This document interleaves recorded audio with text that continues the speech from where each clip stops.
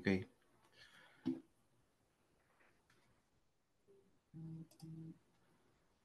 Buenas noches.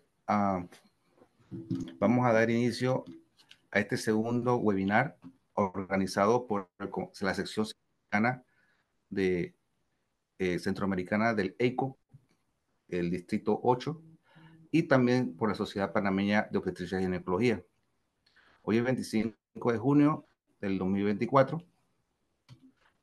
Nosotros somos una sección de centroamericana perteneciente al Colegio Americano, y en cada país tenemos tenemos personas y colaboradores que se encuentran trabajando de manera voluntaria, eh, para poder resolver cualquier inquietud que tengan en todo Centroamérica. Mi nombre es Alfredo Beitía, soy el chair de la sección centroamericana. El doctor Eduardo Herrera es el vice chair de la sección, es de El Salvador. El doctor Marcio Montoya es el tesorero, que se encuentra en Nicaragua. La doctora Camlin Badilla es la secretaria y trabaja en Costa Rica. El doctor Rubén Fernández es el vice chair, perdón, es el chair inmediato. Él es de Honduras. La doctora Paula Galán es la chair de los Junior Fellow. Ella al final va a conversarnos qué significa Junior Fellow y cómo pueden pertenecer al mismo. Es de Guatemala. La doctora Mariana Peña es la vice chair, es de Costa Rica. El doctor Eric Estrada es de Guatemala y es el vocal número 1. Y el doctor Jesús Octavio Vallecillo es el vocal número 2, que es de Honduras. Para no alargarlo más, vamos a presentar al doctor Juan Carlos Barrientos. El doctor Juan Carlos Barrientos es doctor en Ciencias de la Salud y subespecialista en obstetricia crítica. Es fundador y jefe de la unidad de alta dependencia obstétrica intensivo obstétrico del Departamento de Ginecología y Obstetricia del Hospital General de San Juan de Dios. Es fellow de terapia de cuidados intensivos del Hospital de San Ángel de la Ciudad de México. Es fellow del Centro Médico de la Universidad de Texas Medical Branch en Galveston, en Houston, Texas. Es experto de opinión en guías nacionales y coautor de publicaciones internacionales. Es instructor médico certificado del curso Fundamental Critical Care Support Obstetric en Sociedad Americana de Medicina Crítica. En el día de hoy va a presentarnos el tema prevención de parto pretérmino. Vamos a ver, vamos a ver aquí. Doctor, Muchas puede comenzar. gracias, doctor. Muy amable por su presentación. Bueno, vamos a compartir pantalla.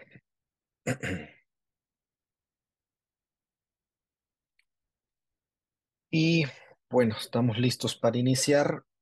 Prácticamente, hoy vamos a hablar de un tema muy interesante y muy importante debido a no solo su frecuencia desde el punto de vista de incidencia y prevalencia en el mundo, sino el impacto que tiene desde el punto de vista de los resultados perinatales y neonatales.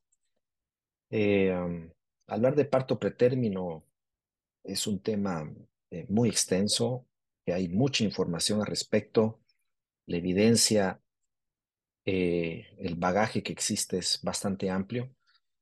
Y hoy vamos a hablar específicamente de la prevención y pongo el término que realmente se debería utilizar porque fue acuñado hace unos años atrás como un síndrome de parto pretérmino, ¿no? Porque al final de cuentas están involucradas una serie de procesos que conllevan precisamente a una situación que impacta no solo desde el punto de vista de los resultados maternos, sino también perinatales. Y es que en efecto, para justificar el tema desde el punto de vista epidemiológico, el que el problema es serio. La incidencia más o menos reportada, ¿no? A pesar que en nuestros países existe mucho subregistro, es alrededor del 10 al 11%. Pero cuando uno ve los números crudos, eso se traduce en más o menos 15 millones de casos de parto pretérmino al año. Y eso resulta más o menos en más de un millón de muertes de recién nacidos prematuros al año, ¿no? Países como Estados Unidos, pues sí, su incidencia es similar, 1 en cada 10 partos, más o menos son medio millón al año. Es su principal causa de muerte perinatal, más de un tercio de ellos. Y esto tiene algo también relevancia, ¿no? Que esta patología tiene un impacto en el sistema de salud desde el punto de vista económico. Y es que a Estados Unidos le cuesta al año billones de dólares la prematurez. Está claro la relación inversamente proporcional que existe desde el punto de vista de mortalidad eh, perinatal y neonatal desde el punto de vista de la prematurez. Claramente, a menor edad gestacional, mayor morbilidad y mayor mortalidad. Algo muy importante es que pareciera no ser una patología exclusiva desde el punto de vista de etnias, razas, culturas, etcétera. Sin embargo, parece ser que la raza negra tiene una incidencia relativamente mayor. Y esto tiene relevancia desde el punto de vista clínico, como vamos a ver, debido a que existe información al respecto desde el punto de vista de una de las estrategias preventivas. Entonces, mencionaba que ya desde hace una década se empieza a hablar del parto pretérmino como un síndrome en el cual está involucrado una serie de elementos. Sabemos que no es solo un factor lo que lo origina, es multifactorial. La fisiopatología es realmente cada vez más estudiada debido a que hoy en día sabemos que el comportamiento eh, de un parto pretérmino como tal no es igual al comportamiento de un parto espontáneo a término. Y por eso es que los resultados desde el punto de vista de hacer, por ejemplo, tocólisis en cuanto a tasa de éxito no se ha modificado. Entonces, al hablar del síndrome de parto pretérmino, me voy a referir a dos de los elementos en el cual se puede generar un impacto desde el punto de vista preventivo y que la evidencia ha generado resultados al respecto. Uno es la progesterona per se, que en efecto cuando existe un parto pretérmino hay una declinación de la acción de la misma o menores niveles de progesterona. Y obviamente desde el punto de vista el cervix, que al final pareciera ser una estructura simple constitucionalmente, sin embargo, funcionalmente es una estructura que tiene su complejidad y que eso genera que exista evidencia sobre estrategias que puedan generar algún impacto positivo en cuanto a la prevención de parto pretérmino. Y es que en efecto, los tres pilares para que se genere un parto per se, pretérmino a término, tienen mucho que ver con ese switch o esa activación miometrial que puede ser condicionada por muchos elementos. Hoy se habla mucho sobre un proceso inflamatorio per se relacionado más a procesos infecciosos o no.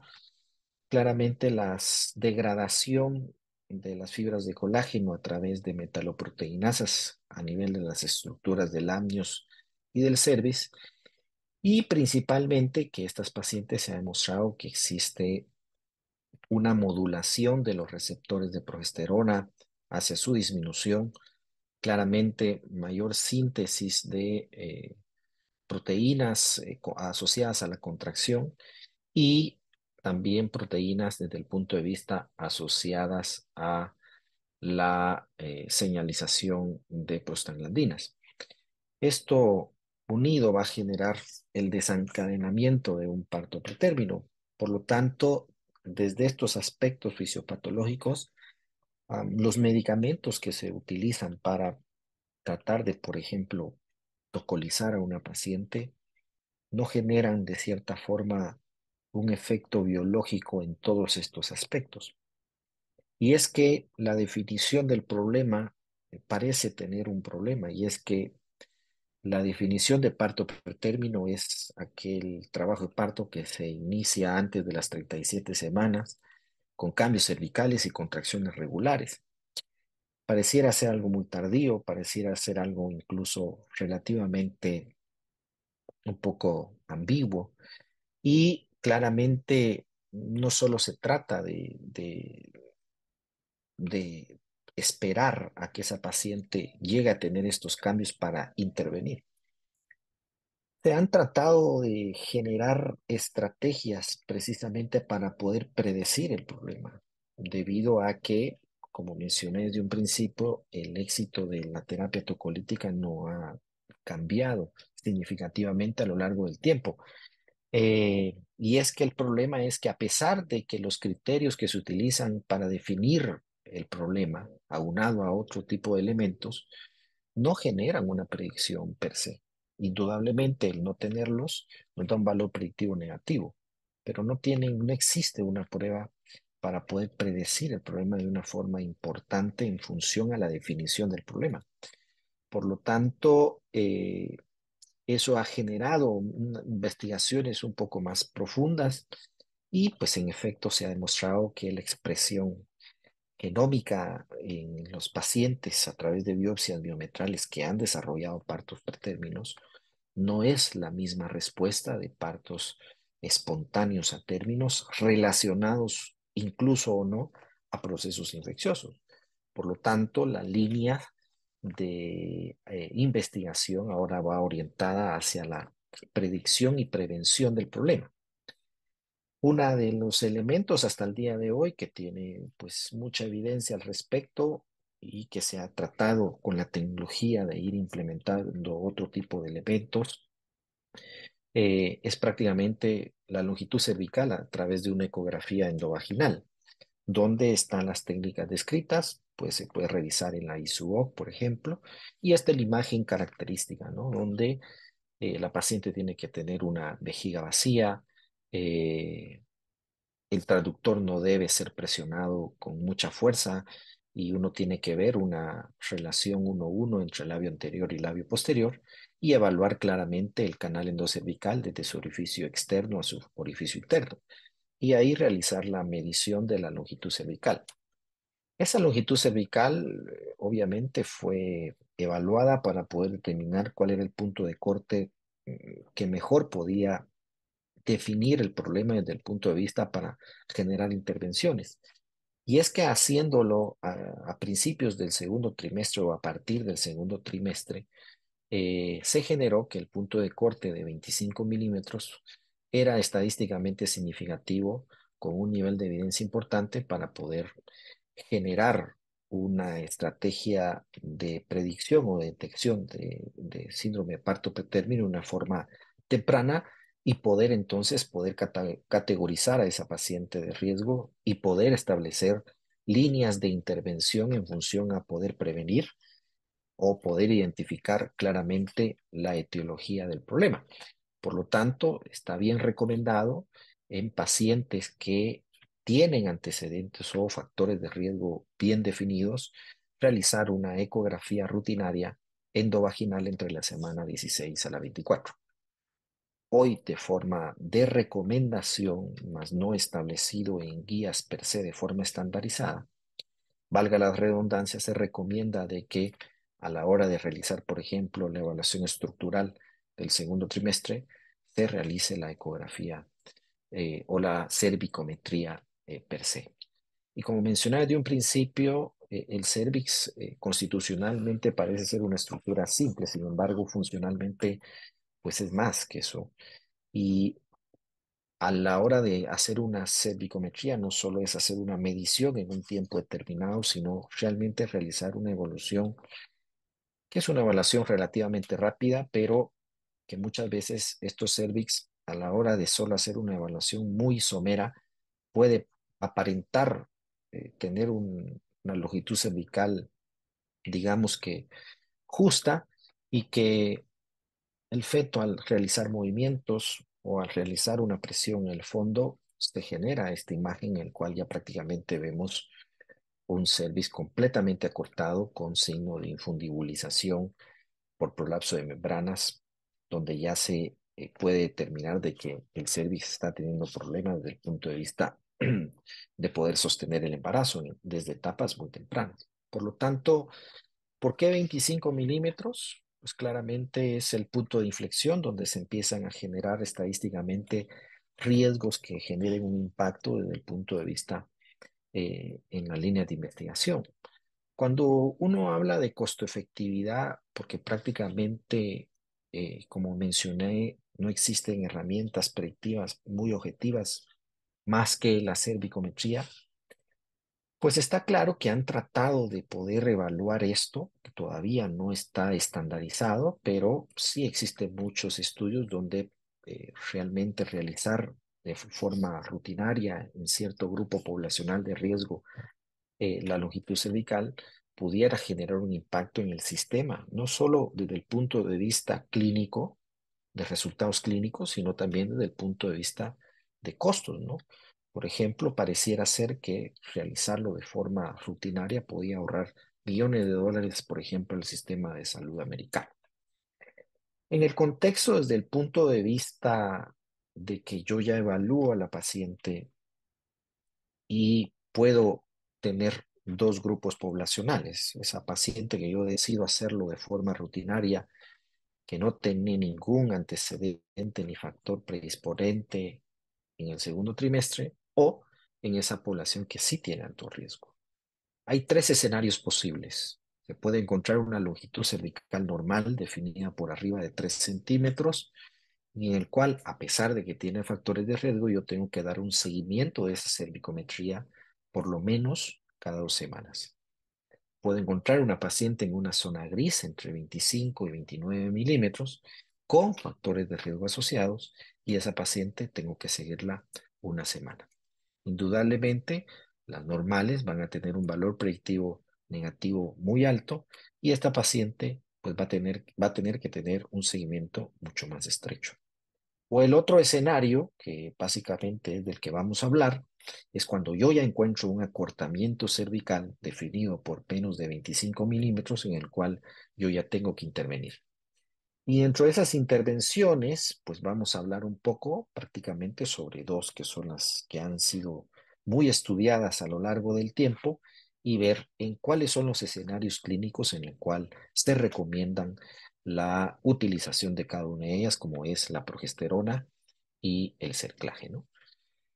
Entonces, está más que claro que hoy en día el abordaje desde el punto de vista de esa paciente con síndrome de parto pretérmino o acortamiento cervical, el punto que define la intervención a ejecutar va a ser eso, la longitud cervical. Entonces yo puedo escoger tres escenarios, vamos a poderlos explicar con la evidencia en función a su efectividad y a su utilización. Primero, la progesterona. Sabemos que hay realmente dos formulaciones, la inyectada, que es la 17-alfa-hidroxiprogesterona, y el caproato, y la progesterona natural micronizada, que prácticamente puede ser en cápsulas, óvulos o en gel, ¿no? Indudablemente las diferencias, una es sintética, la otra natural, y claramente las evidencias en la literatura han sido un péndulo a lo largo del tiempo, pero parece que ya existe información que nos puede definir y dar respuestas a decidir esa intervención específica en las pacientes con cervix corto. Y es que desde hace un tiempo, la primera progesterona que fue autorizada por la FDA para el contexto de parto pretérmino fue el 17-caproato, la progesterona inyectada, a través del estudio de MACE, en el cual a partir de eso, en el más o menos 2011, fue autorizada para su utilización debido a que en ese estudio se consideró que en pacientes de muy alto riesgo que tenían antecedente de parto pretérminos, prácticamente reducía alrededor de un tercio de los partos prematuros. Sin embargo, mucho tiempo después se replica este estudio, es el estudio Prolong, en el cual parece no encontrarse la misma evidencia desde el punto de vista estadístico, en el cual pareciera ser que la progesterona inyectada no reducía el parto pretérmino, ni antes de las 37, 35 ni 32 semanas. Se vuelve debido a las críticas a realizar el US Prolong y tampoco encontró mucha evidencia que sugiriera el beneficio del 17 caproato. Por lo tanto, la misma FDA que lo autoriza empieza a sacar alertas con respecto a que parece ser que utilizar 17 caproato, para lo cual fue autorizado, no genera el beneficio per se y por lo tanto uno solo expone a los riesgos del medicamento a las pacientes. Claramente, el estudio MACE, cuando uno revisa las características de la población, realmente era una población de muy alto riesgo. La mayoría era raza negra y tenían más de un parto pretérmino como antecedente. Por lo tanto, la Sociedad Materno-Fetal Americana rescata el 17 caproato para que la FDA no lo saque per se y concluye de que parece razonable que el 17 caproato se utilice en la población con las características del estudio de MACE, es decir, población de muy alto riesgo. Por lo tanto, ya tenemos una recomendación que en la población de muy alto riesgo, basada en el estudio que presenté, publicado en el 2003, pudiera ser pacientes que se pudieran beneficiar. Sin embargo, surge la progesterona natural y se empieza a comparar, en la cual la mayoría de los estudios que sustentan los beneficios o los resultados de la progesterona es a través de la vía vaginal.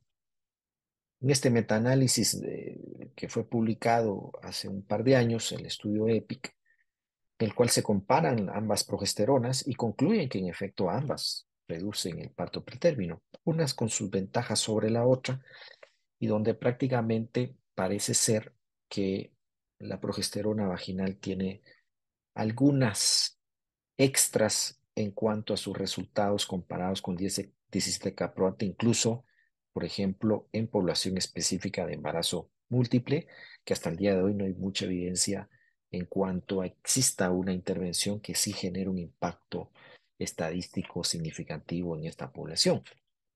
Y es que dentro de esos extra o esos plus que puede tener la progesterona natural, es que utilizar la vía vaginal puede tener, según estudios publicados, un efecto antiinflamatorio comparado con la progesterona sintética o el 17-caproato, reduciendo los linfocitos CD4, los macrófagos y las metaloproteinasas, que al final de cuentas son las que van degradando y debilitando las estructuras tanto del amnios como del cervix. Por lo tanto, ese efecto antiinflamatorio local que puede producir la progesterona natural, pues prácticamente no la va a tener la progesterona sintética y desde el punto de vista clínico nos orienta a otro contexto clínico en el cual se puede indicar ese, esa intervención. Les decía que en la gran mayoría de estudios, y por eso me voy a referir solo a la progesterona por vía vaginal natural, es porque en efecto la vía oral no tiene sustento en la evidencia como sí lo tiene la vía vaginal. A partir de que se genera la evidencia de la longitud cervical como un parámetro para poder orientar y categorizar a la paciente en función a la toma de decisiones, eh, se empieza a realizar evidencia y a publicarse de que la progesterona vaginal en pacientes con cervix corto, independientemente que tenga o no tenga el antecedente de parto pretérmino, puede reducir hasta un 40% el parto pretérmino, cosa que ninguna otra intervención ha logrado a lo largo del tiempo. Entonces empiezan a surgir metaanálisis en el cual, repito, la condición de embarazo simple con cuello corto puede tener esa respuesta o son respondedoras a progesterona en más de un tercio de las pacientes de una forma significativa. Y no solo eso, sino que mucha publicación de embarazo múltiple donde el parto pretérmino pues se incrementa su riesgo, parecía ser que no generaba un beneficio. Sin embargo, cuando ya se hace un análisis post hoc y se logra clasificar a las pacientes en función a la longitud cervical, pues claramente en esa paciente que tenía un cuello corto pudiera tener un beneficio y un impacto positivo a favor de la progesterona natural vaginal. Y no solo eso, desde el punto de vista de embarazo simple y de embarazo múltiple en cuanto a la reducción del parto pretérmino, sino que también se evalúan los resultados del paciente del cual realmente estamos tratando de evitar su morbimortalidad, que es el recién nacido. Y es que también reduce desde el punto de vista los resultados o los malos resultados perinatales desde el punto de vista de problemas respiratorios, la morbilidad y mortalidad compuesta, el bajo peso y claramente la admisión a cuidados intensivos neonatales. Este metaanálisis es muy interesante porque también pudiera o nos da una luz en función a la pregunta de que si el antecedente de parto pretérmino, que sabemos que a lo largo del tiempo es un factor de riesgo muy importante, así como el acortamiento cervical, pues parece ser que independientemente que tenga o no el antecedente, la progesterona tiene el beneficio de reducir el parto pretérmino. Y lo digo porque prácticamente hoy en día la conclusión y la recomendación de la gran mayoría de instituciones internacionales que tratan de establecer protocolos, algoritmos y guías concluyen de que la progesterona vaginal reduce el riesgo de parto pretérmino y mejora los resultados perinatales en pacientes que tienen cervix corto. En la que no tiene cervix corto, fue lo que demostró los mismos autores que demostraron lo que acabo de presentar, pues prácticamente parece no tener un beneficio. Por lo tanto, el mensaje práctico clínico para llevar a casa es que la decisión de una estrategia de intervención con suplementación con progesterona, ya sea natural o intramuscular, va en función a la longitud cervical. Porque en este estudio se demostró que teniendo un cuello normal, pues no existe ningún beneficio desde el punto de vista de reducción de parto pretérmino, ni tampoco mejoría de los resultados perinatales. Eh, el segundo elemento como intervención de prevención es el cerclaje, ¿no? Que prácticamente es una medida mecánica para prácticamente sostener el embarazo y evitar su salida del espacio intrauterino. Cualquiera de las dos técnicas reportadas a lo largo de la historia son buenas. La diferencia es que hay que hacer la que usted mejor sepa hacer. No existe una mejor que otra. Y la pregunta es, ¿a qué paciente le tengo que hacer un cerclaje en el contexto de síndrome de parto pretérmino en etapas muy tempranas? ¿Y en qué momento se debería realizar el cerclaje? Y la evidencia pues nos da respuestas a eso y donde claramente en pacientes que tienen aquí sí el contexto de un antecedente de parto pretérmino en el cual no se determinó la causa específicamente hablando, es decir, fue un parto pretérmino espontáneo, no asociado, por ejemplo, a un proceso infeccioso intramniótico, etcétera, etcétera, pudiera ser una población de riesgo en el cual se beneficie de un cerclaje reduciendo más o menos un 30% de parto pretérmino en ese contexto de pacientes y obviamente generando un resultado positivo en más de un 30% de los pacientes desde el punto de vista de morbimortalidad perinatal.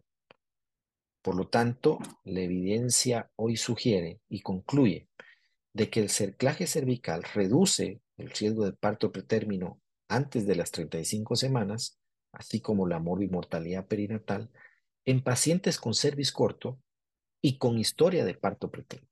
Entonces, ya tenemos un contexto de población o de paciente que ya tiene dos elementos que son básicamente muy potenciales para generar el riesgo de un parto pretérmino, que es cuello corto más antecedente de parto pretérmino. Esa población se beneficia de un cerclaje. Claramente la literatura a lo largo del tiempo está definido cuáles son los criterios específicos para poder colocar un cerclaje cervical. Y cuando uno lee esa literatura histórica, es prácticamente esa paciente que tiene, fuera del contexto de una insuficiencia cervical pura, es esa paciente que tiene el antecedente de partos prematuros antes de las 34 semanas y cuello corto antes de la semana 24. Y ahí está la otra respuesta: hasta qué edad gestacional se puede recomendar un cerclaje en el contexto que acabamos de mencionar. Por lo tanto, tenemos una paciente con un cervix corto y un antecedente de parto pretérmino. Y tengo dos estrategias: cerclaje o progesterona, una o la otra o ambas. Bueno, pues también la evidencia ha generado respuesta a esa pregunta clínica, en el cual prácticamente cuando se compara utilizar ambas estrategias, pues da igual, parece ser que los beneficios son los mismos y por lo tanto la decisión la toma usted como médico con su paciente, porque está claro que realizar un cerclaje, igual utilizar progesterona es igualmente efectivo, solo que lo otro incluye básicamente un procedimiento quirúrgico con riesgos anestésicos y claramente que aumenta los costos para el paciente o para el sistema. Por lo tanto, la decisión se toma en conjunto en función también a las características y al contexto clínico de la paciente, como bien se hoy se debe individualizar a cada paciente. El cuello corto pues, está definido como menos de 25. Sin embargo, ¿cuál es el momento desde el punto de vista de longitud cervical donde una paciente, a pesar de que yo decidí suplementarla con progesterona natural vía vaginal, se sigue reduciendo ese cuello? Parece ser que el punto estadístico significativo es cuando ya tiene 1 centímetro de longitud cervical, donde se genera un impacto con evidencia estadística puesta. Por lo tanto, volvemos al contexto en que esa paciente con cuello corto, que no tiene antecedente de parto pretérmino, solo cuello corto, inicio la suplementación con progesterona y a pesar de la suplementación con progesterona, ese cuello sigue acortándose y llega más o menos a 1 centímetro, yo ya tomo la decisión de también realizar un cerclaje con la suplementación de progesterona. Ok, ya puesto el cerclaje, ¿continúo o no continúo la progesterona? Pues parece ser que también hay evidencia, tal vez no con el bagaje que sí tiene la progesterona y el cerclaje, de que sugiere de que continuar la suplementación con progesterona, a pesar de haber puesto un cerclaje, mejora los resultados de forma importante en cuanto a la reducción de parto pretérmino desde el punto de vista de la gestacional y los resultados perinatales. Mencioné la tercera estrategia porque está descrita, que es el pesario de Rabin, por si por ahí lo encuentran en la literatura, pero prácticamente el pesario lo mato rápido porque la evidencia ha sido muy concluyente en cuanto a que el pesario en el contexto de pacientes con alto riesgo de parto pretérmino, pues prácticamente no existe evidencia que soporte su utilización porque no ha generado un impacto significativo. El único grupo realmente que determinó resultados y que generó líneas de investigación sobre el pesario fue el estudio de español de su autor Goya en Barcelona.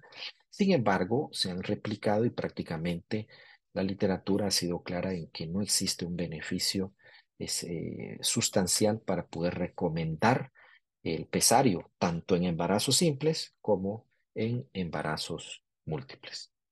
Por lo tanto, el algoritmo de abordaje de una paciente que tiene riesgo de parto prematuro, definida como aquella paciente que tiene cuello corto, con embarazo simple, si no tiene antecedente de parto pretérmino, debe recibir progesterona vaginal, y si sí tiene antecedente de parto pretérmino, igualmente progesterona vaginal, y si se sigue acortando a pesar de la progesterona, yo decido la colocación de cerclaje.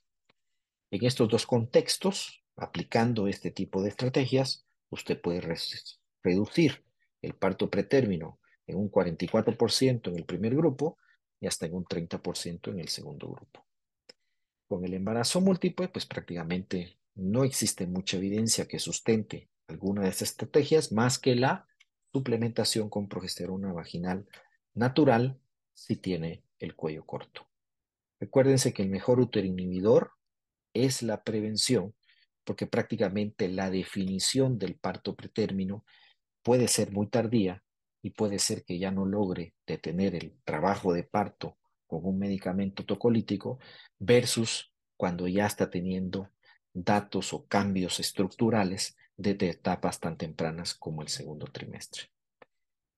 Este tipo de estrategias no solo básicamente reduce el parto pretérmino, que es probablemente el mayor interés o objetivo primario de las investigaciones, sino que le reduce la mortalidad neonatal, que al final de cuentas es el paciente por el cual se hacen este tipo de revisiones e investigaciones.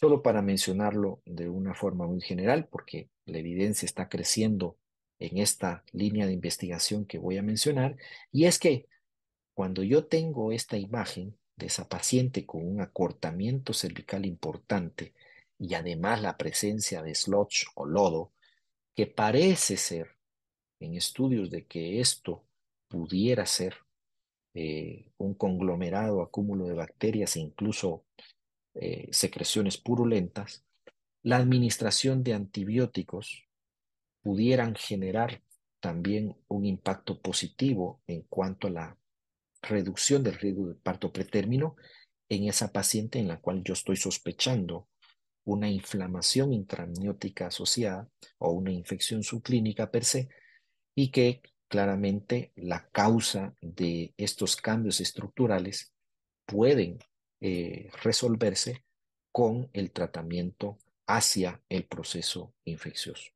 La conclusión de estos estudios, que incluso aparece en uno de los mayores autores y líderes a nivel internacional sobre la prematurez, es que la administración de antibióticos fue bastante efectiva en más del 84%, logrando un éxito en cuanto a la eliminación de la inflamación o el proceso infeccioso intramniótico y generando una reducción significativa del parto pretérmino. Por lo tanto, concluyo con este cuadro que resume los escenarios clínicos desde el punto de vista que existen hoy para poder prevenir el parto pretérmino. La paciente que tiene un embarazo único, sin antecedente de parto pretérmino, yo puedo hacer una valoración como una recomendación general en el segundo trimestre. Puedo encontrar el cuello corto en un 2 a 3% de la población, lo cual justifica la no estandarización de hacerlo en población de bajo riesgo, pero si lo encuentro, inicio progesterona vaginal. Esa paciente que sí tiene el antecedente de parto pretérmino, yo puedo darle un seguimiento cada 2 semanas hasta que encuentre un cervix corto a partir del segundo trimestre, que lo voy a encontrar entre un 30 y 40%, que es el porcentaje de recurrencia de las pacientes que tienen un antecedente de parto pretérmino, debido a que existe un factor genético asociado, en el cual yo inicio la suplementación con progesterona y tengo que evaluar la colocación de un cerclaje cervical. El otro contexto es esa paciente con un embarazo gemelar, en el cual yo encuentro cervix corto, que lo puedo encontrar hasta en un 15-20%, y aquí la única posibilidad evidenciada es la suplementación con progesterona vaginal. Y esto lo agregué porque prácticamente ahora ya tenemos también evidencia desde el punto de vista de que pacientes con amenazas de aborto o abortos recurrentes pudieran beneficiarse en el contexto con progesterona natural vaginal, solo que en dosis mucho más altas, que también parece un contexto muy interesante y que ahora ya existe evidencia que pudiera sustentar este tipo de estrategias. Así que por su atención, muy agradecido, y si hay preguntas y comentarios, pues quedo a su disposición.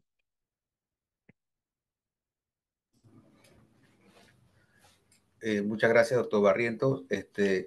Si alguien tiene una pregunta, nos lo pueden hacer llegar a través del chat o si quiere ser habilitado por el micrófono, también la puede realizar en este momento. Tenemos una pregunta aquí, doctor. Um, ¿Existe alguna diferencia entre la longitud cervical versus la posibilidad de evaluar, imagino como predictor, la presencia de una consistencia cervical? Me imagino que está hablando del índice de Bishop, Correcto. y cuál es la diferencia entre una y la otra. Claro. Primero, la diferencia es que eh, la consistencia es algo subjetivo, ¿no? Para mí puede estar blando, para otro puede estar medio, para otro puede estar duro. Y cuando uno revisa el origen del índice o la escala de Bishop o el puntaje de Bishop, realmente no tiene ninguna referencia bibliográfica. Fue una cuestión para predecir el éxito de un parto vaginal. No fue diseñado para predecir un parto pretérmino. Por lo tanto, desde ahí existe esa gran diferencia y no es aplicable en el contexto de pacientes con parto pretérmino. Obviamente, la longitud cervical, la ventaja que tiene es que desde etapas tan tempranas como el segundo trimestre nos permite hacer una evaluación más objetiva y poder a partir de ahí tomar la decisión de estrategias que pudieran reducir la posibilidad de un parto prematuro. Sí, la doctora Isela Subía nos pregunta, ¿qué antibiótico recomiendan? En ese estudio que presenté, la estrategia antibiótica fue 3 antibióticos al mismo tiempo: destraxona, metronidazol y un macrólido, claritromicina, acitromicina o eritromicina, ¿no? Porque usualmente estas inflamaciones intramnióticas no son generadas solo por una bacteria, son multibacterianas y por eso generaron antibióticos que cubrieran la gran mayoría de microorganismos que pudieran producir infecciones intramnióticas. Sí, hay una pregunta respecto, ya la respondió en su ponencia, pero voy a preguntársela de nuevo. ¿Qué opina acerca de la progesterona bioral? ¿Qué opina acerca de la progesterona intramuscular? ¿Y cuál sería la progesterona micronizada que mejor podría ser utilizada a nivel vaginal? Ok, bueno, la progesterona natural, la mejor, pues no tengo conflicto de intereses, por lo tanto realmente recomendar una marca sobre la otra ya es decisión del clínico. Lo que está descrito es la dosificación de 100 a 200 miligramos de progesterona natural micronizada vía vaginal. De la oral existen algunos estudios, pero desafortunadamente no hay evidencia que sustente que eso genere una reducción de parto pretérmino. Indudablemente, el hecho de que sea natural y micronizada genera que su absorción sea mucho más efectiva.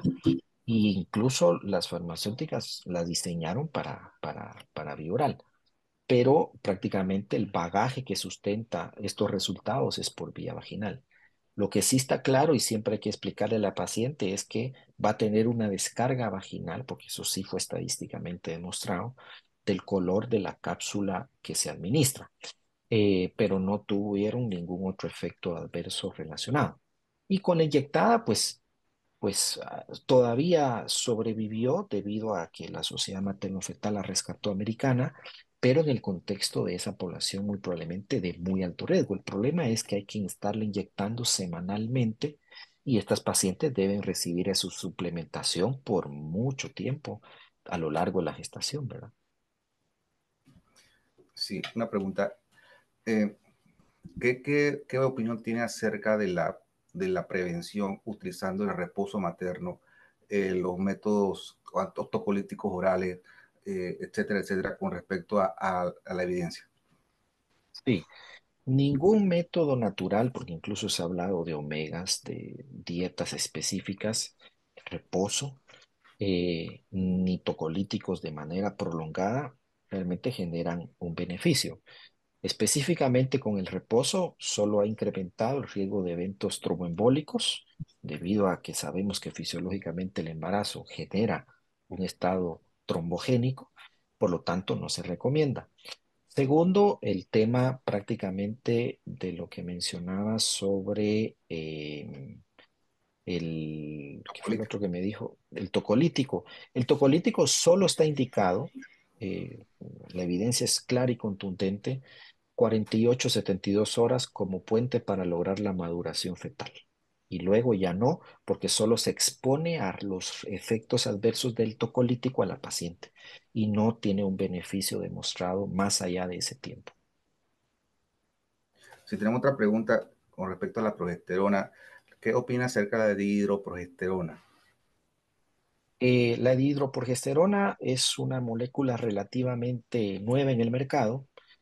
Sin embargo, no tiene la investigación y el bagaje que tiene la progesterona termogluconizada. Por lo tanto, en el contexto del parto pretérmino, pues yo no puedo decirles que la utilicen porque no tiene un sustento aún. El concepto biológico y farmacológico pareciera ser similar, pero falta investigación si esa molécula específicamente va a tener el mismo efecto de la progesterona natural. Muy bien. ¿Hay alguna otra pregunta? Para ver. Ajá. ¿El metronidazol se puede dar por vía vaginal o oral? En el contexto de inflamación intramniótica, me imagino, Sí. metronidazol. Sí, En ese estudio todos los medicamentos fueron intravenosos. ok. Listo. Entonces, a ver, consistencia cervical medida por ecografía como marcador de predicción. ¿Alguna opinión? Imagino que Consistencia no se puede medir. Lo que la tecnología ha permitido es la elastografía. Sin embargo, que nos dio mucha esperanza y expectativa a la elastografía, pero tampoco vino a tener un impacto como tal. Por eso es que hasta el día de hoy solo la longitud cervical parece ser la herramienta para poder determinar el riesgo. muy bien. Vamos a cerrar la sesión de preguntas y respuestas. Muchas gracias, doctor Juan Carlos Barrientos, por su excelente exposición. Y para recordarles, este es un evento cuya finalidad es la de recordarles la presencia del examen de acreditación de CAFA que va a ser en el 12 de octubre. Este examen puede ser realizado tanto por residentes de tercer y cuarto años a nivel centroamericano y también médicos especialistas que deseen ser parte del Colegio Americano de Ginecología y Obstetricia. Este, si ya lo pasó en algún momento ese examen, tenemos esa data para poder acreditarlo como miembro del EICO, como fellow del EICO, y también si desea ser parte del ECO como especialista, estos exámenes ya no son tan rigurosos para los especialistas, así que pueden anotarse, tiene un costo que se va a ser anunciado prontamente para que puedan realizarlo en cada país.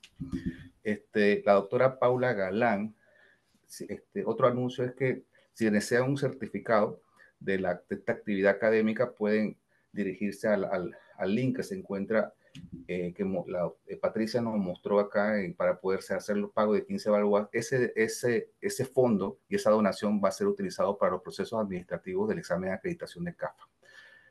Paula, si tienes algo, la doctora Paula Galán es la chair o la coordinadora de los Junior Fellow a nivel centroamericano, de la sección centroamericana. Doctora Paula.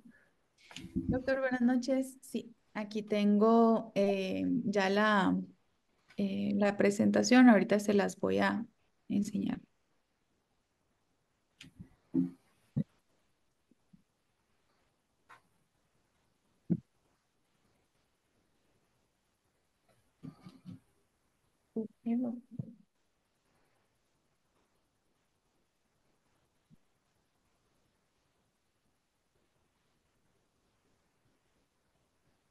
Creo que no me deja presentar la pantalla. Voy Pon a ahí probar otra vez.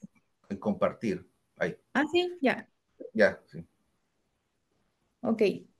Entonces, pues para presentarles un poco lo del distrito, ACOG o el American College de Ginecología y Obstetricia se divide en distintos distritos. La sección de Centroamérica pertenece al distrito 8.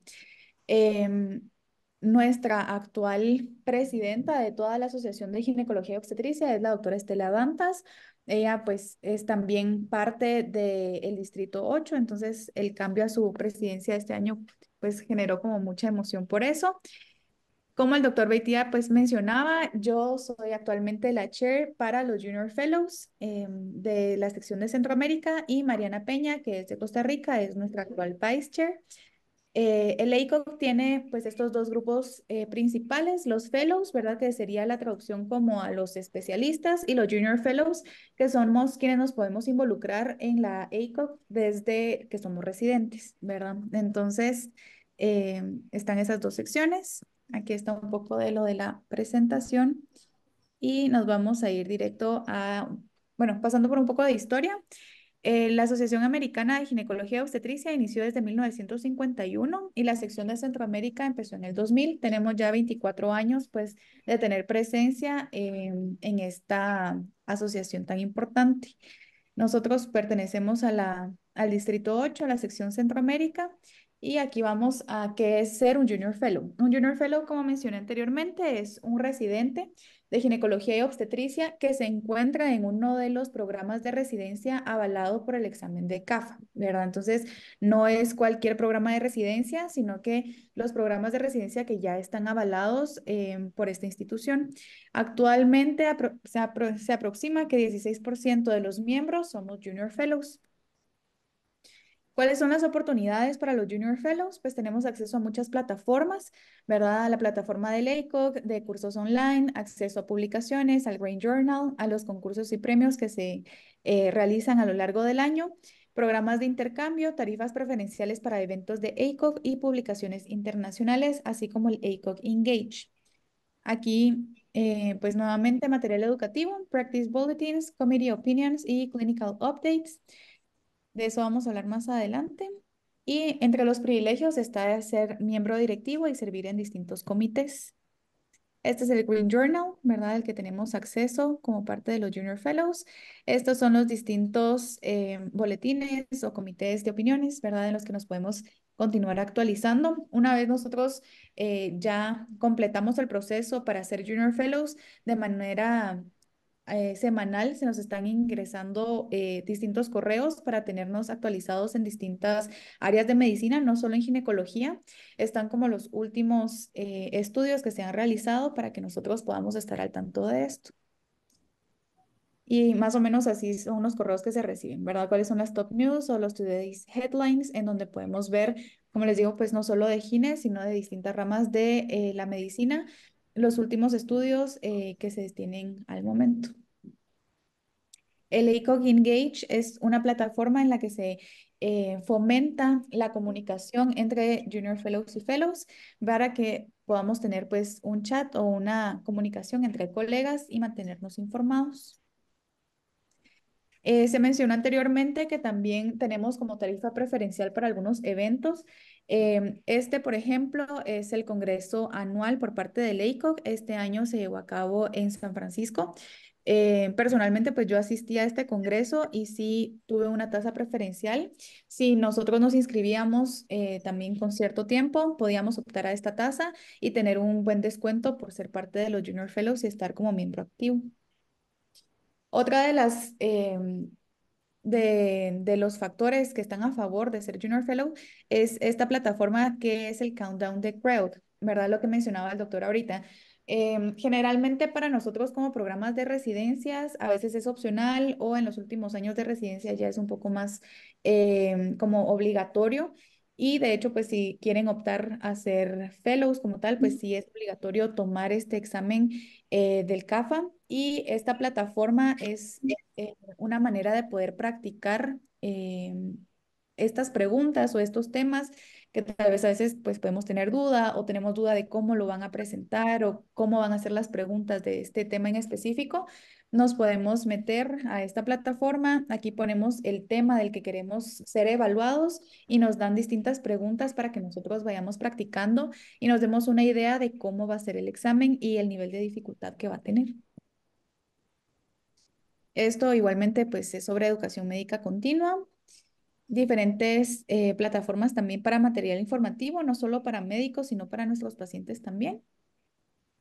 y el proyecto centroamericano. Este proyecto pues se ha llevado a cabo de manera anual. La última edición la tuvimos del año pasado. Em, Cada residente o junior fellow pues es libre de poner ciertas propuestas, ¿verdad? En la idea de mejorar nuestro programa de residencia. El año pasado recibimos 5 propuestas y tuvimos estos pues 2 propuestas como ganadores. Recibimos una caja de entrenamiento para la paroscopía para Guatemala y una para Costa Rica. Entonces, ¿cómo puedo convertirme en Junior Fellow? Ingresando a la página, ¿verdad? Eh, Acá pues nos colocamos en en la parte de ingreso. Una vez ingresamos, nos aparece esta plataforma en donde llenamos unos cuantos datos personales. Tenemos que corroborar nuestro correo y luego ya pues ingresamos a esta parte de My ACOG Membership y Reapply. Este es de una persona que no es parte o no era parte actualmente de los Junior Fellows, entonces sale como Reapply porque no estaba dentro de. Una vez que ya tenemos esto, nosotros pues nos seleccionamos. Realmente podemos participar en el ACOG desde que somos estudiantes de medicina, pero pues si este es el caso, nos colocamos en esta área de Medical Students y si ya somos residentes, ¿verdad? Entonces pasamos a esta parte de acá. Hacemos la selección, nuevamente nos piden algunos datos y lo más importante que es esta carta en donde nosotros estamos declarando que pertenecemos a un posgrado que sí está avalado. Necesitamos el sello de nuestro jefe de posgrado y esta carta se sube, de verdad, como un PDF a la plataforma. Ahí dice que más o menos son 2 semanas, pero realmente la respuesta es bastante rápida. Más o menos en una semana o 10 días ya tenemos este correo en donde nos dice que ya fuimos aceptados como miembros del Junior Fellow. Luego pasamos a hacer el pago anual, ¿verdad? La cuota es de $90 y podemos descargar la aplicación desde iPhone o desde Android, ¿verdad? Cualquiera de las dos está disponible. Estas son nuestras redes sociales realmente, pero pues los beneficios son los que ya mencionamos. Y no sé si alguien tuviera alguna duda sobre el proceso de cómo convertirse en Junior Fellow. Acá de último pues está mi correo para que pues si necesitan ahí está el contacto.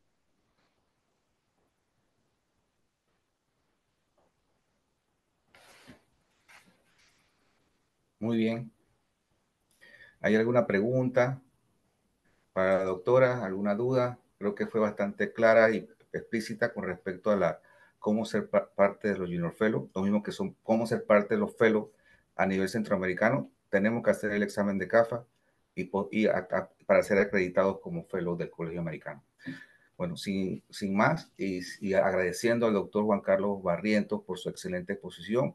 Esta es una actividad académica que estamos programando de manera mensual o bimensual. Para la próxima tenemos ya al profesor, esperemos contar con ustedes y con el mismo apoyo que hemos tenido de hoy. Más de 60 participantes de todo Centroamérica. Muchas gracias y buenas noches. Feliz noche. Feliz noche.